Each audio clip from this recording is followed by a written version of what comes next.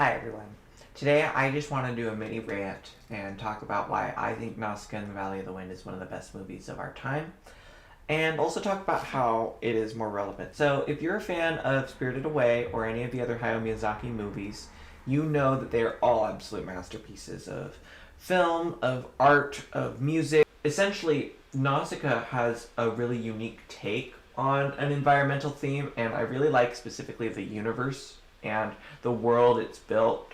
So I'm going to try to elaborate a little bit more on that on this video. I'm not sure I'm allowed to show clips because you know how copyright is, but I will try to paint the world of Nausicaa for you. So without further ado.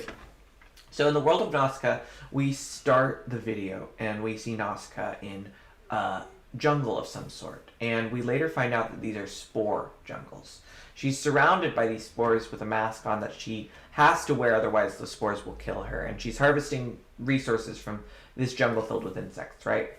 We later find out throughout the movie why these jungles are everywhere, but they've essentially made it so that part of humanity cannot inhabit each part of the world because toxic jungles are sprouting up everywhere, right? Well, these jungles are guarded by these wild, vicious insects, and it's this rare kind of grotesque beauty that I love, you know? And maybe that's just me. But as we learn more about the Valley of the Wind, the reason why the people are able to survive is because the wind of the valley helps prevent the toxic jungle spores from spreading, right? And this is like a post-apocalyptic situation where there were like 7 days of fire where the land was burned to the ground, and now the people who have come back and started settling again are kind of living a rural city life with like swords and clay huts, right? And they're farmers, they're simple folk, but they get dragged into this war when this war-hungry Tolmekian army crashes in, their warship crashes in next to them, and with it brings a bunch of jungle spores into the Valley of the Wind. So it's like the inciting incident, right? Well, we learn from Nausicaa's story throughout the movie. I'm not going to dictate the plot to you because essentially there's a lot of war and strife.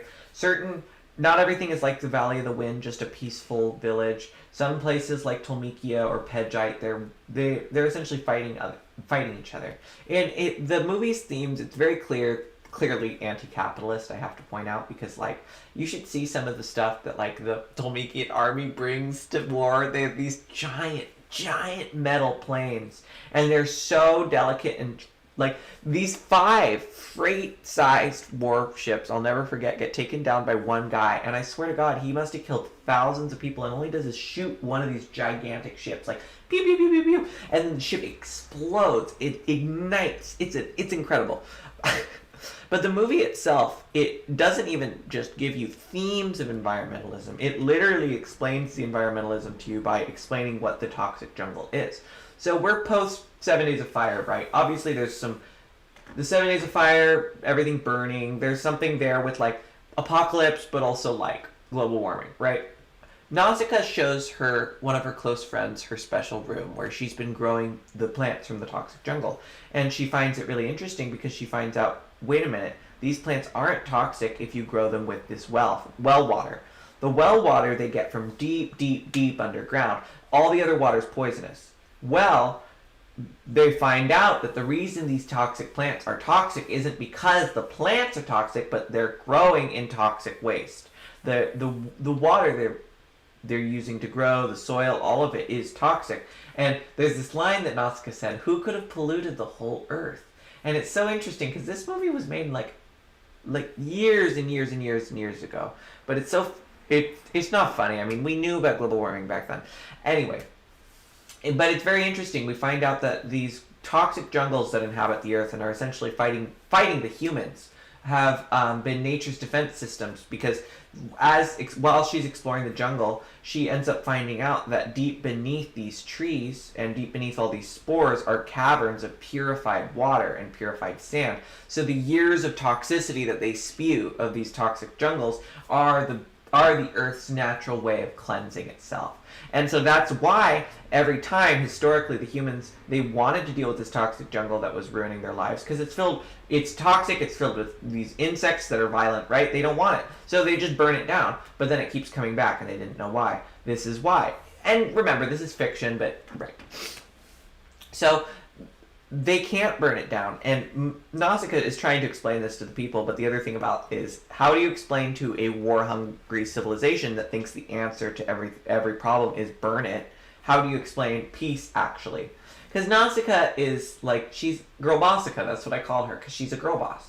And she is a bit of a Mary Sue in that she can take out a whole army without even a sword. She just flips and kicks. She wears no panties. You should see the entire movie, this girl. She's full, free, breezy, easy breezy cover girl, Nausicaa. That's all I can say. But she is an amazing, amazing anime character, I would say, because there's not a lot of female anime characters. I mean, there's a lot of female anime characters. That's not right at all. There's not a lot of good female anime characters. That's what I'll say. You're allowed to dispute that. Write down below if you don't agree with me, bestie. So, again, I'm not going to go into the plot of Nausicaa because that would be spoiling a really, really beautiful story for you. But I would like... Well, I guess I'm already spoiling, like, the nature of the world. But I just think it's interesting because we also find out that, like, these violent insects that live in harmony with the jungle, they evolved to protect the jungle. Because ever since these jungles started sprouting up to purify the earth, humans weren't able to, they didn't like it, you know, despite the fact that it's the consequences of their action in this case, but they didn't like it and tried to burn it down, but the earth just, they came back stronger. So essentially, the narrative of the wise woman, she says that every time they tried to burn down the jungle, the Ohm came, and they razed civilizations to the ground, and in the corpses of the Ohm, spores took root, and more jungles spread. Because the Ohm are these giant creatures. At the beginning of the movie, we get to see a shell of an Ohm, but they're these giant, like, snail, like, nautilus, like, almost star type creatures. I'll show pictures, but they're enormous, and they're normally very peaceful, but they get enraged. We see them, when they get enraged, their eyes go from this peaceful blue to an enraged red, and they raid civilizations, and that's historically that's what's happened to a lot of humanity in this timeline. Like, the Valley of the Wind is a bit of an exception in where they're able to live a peaceful agricultural life because of their wind and because of their location. Or at least a lot of the worlds in this, or a lot of the kingdoms in this universe are at war because they're resource starved and they're unable to adapt to the new world of the jungle.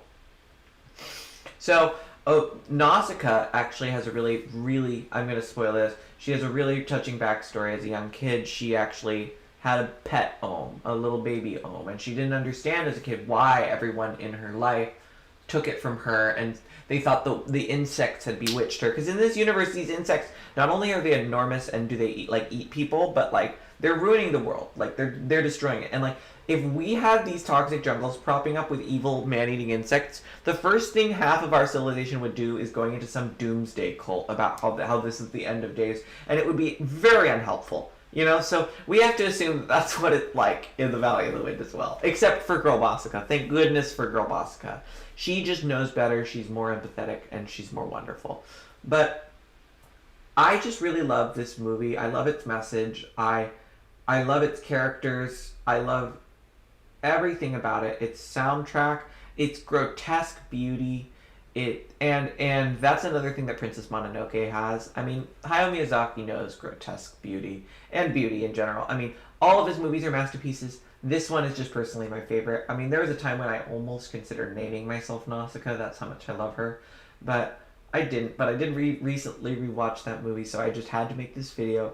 I don't know if I'll be able to include clips because, you know, it's one of those movies. But please watch it. Ultimate Girl Boss.